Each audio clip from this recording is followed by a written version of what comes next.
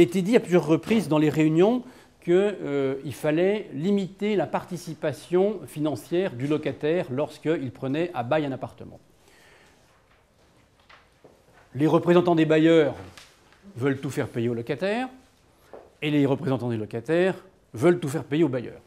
Si les locataires ne participent plus financièrement à l'acte de location et à toutes les garanties qu'on leur doit, ils seront considérés comme n'étant pas vraiment les clients de l'agence et on arrivera à l'effet inverse que celui recherché.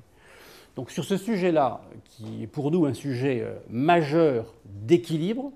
si on veut que les professionnels soient des professionnels compétents et défendent le locataire, il faut qu'il y ait un engagement de la part des professionnels, je crois qu'on l'a mis, informer pleinement le locataire de tous ses droits et obligations,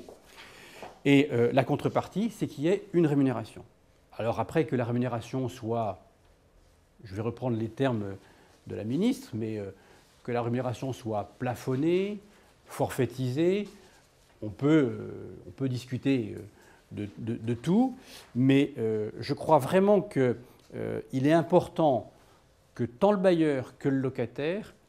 participent financièrement à la bonne sécurité et à la garantie tant du contrat de bail que des états des lieux.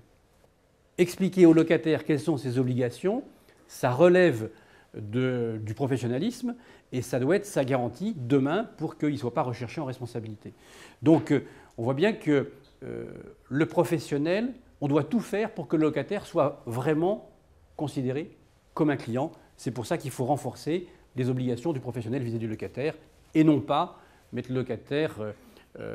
à côté en disant ben non, il ne paye pas d'honoraires, il n'est pas client chez nous et on arriverait à ce moment-là à l'effet inverse que celui recherché.